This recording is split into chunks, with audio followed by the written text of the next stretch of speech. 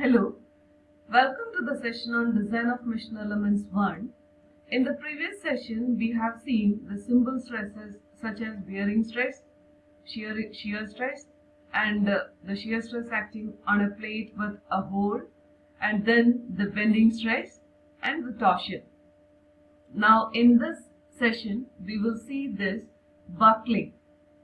So, buckling is when a column is subjected to a compressive load that is subjected to a buckling.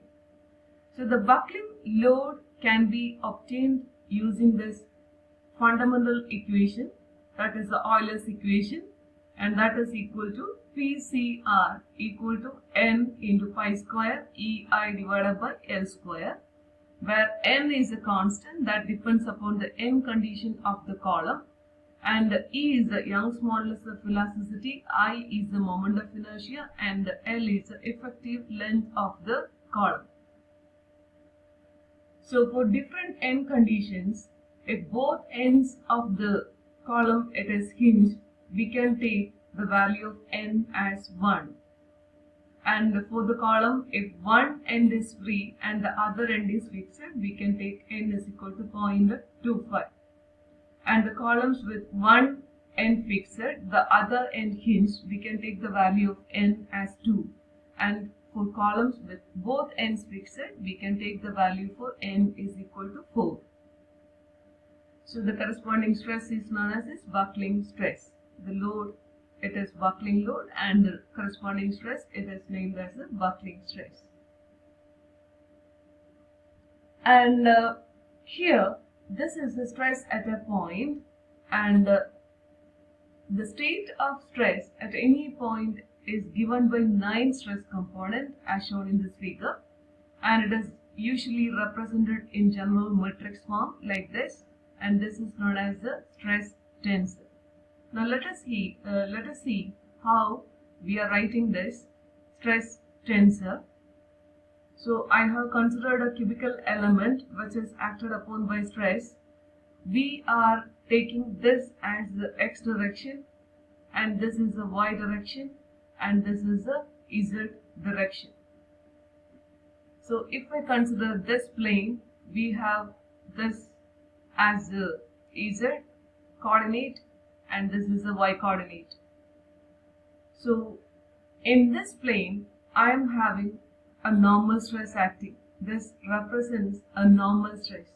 A normal stress is always represented using sigma, and since it is in the x direction, we are marking it as sigma x, and this is in the positive direction. And we are having another 2 components, one acting in this direction, the other one acting in this direction. And that means it is along the surface of the member. So that is a shear stress.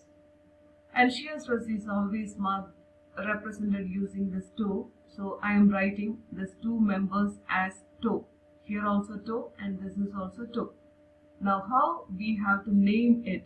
Here you can see, here it is written as xy, but here it is written as xz. So how we are writing that? For that, first we are to consider what is the stress, normal stress acting on the plane. We can see that the normal stress acting on the plane is in the x direction. So first we have to write toe x. First letter, it will be x. It is in the normal stress is in the x direction. So here also the stress is marked as x. Now we have to consider the direction of the shear stress. This is the shear stress acting on the plane, and that is acting along the y direction. So I can write here, it is y that represents the direction of the shear stress. The shear stress is acting along the y direction.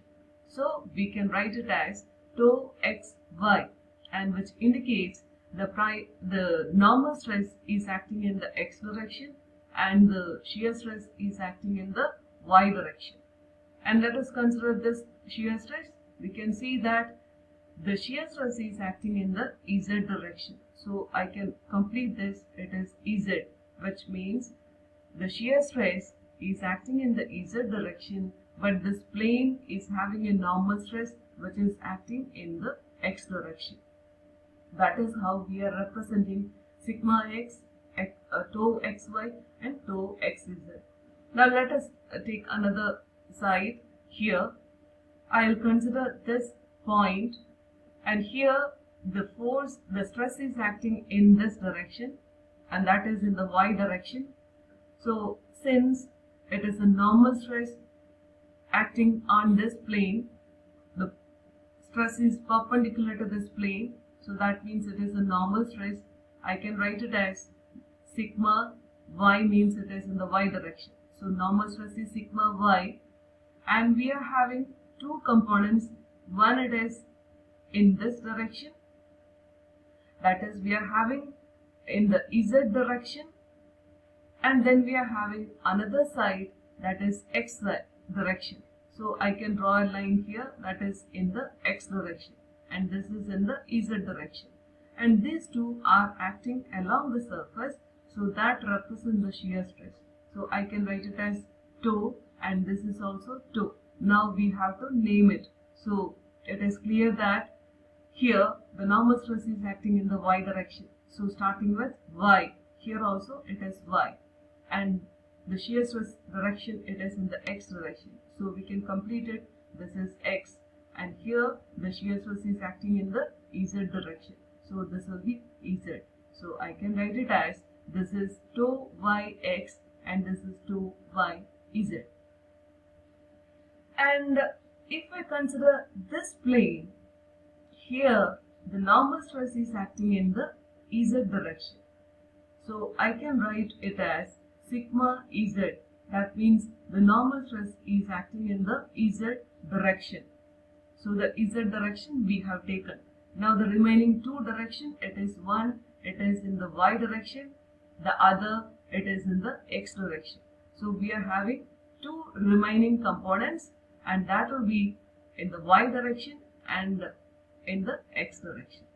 So we can see that if we consider this surface, these two are acting along the surface, so that means it will be shear stress. Now we have to see how we are representing that.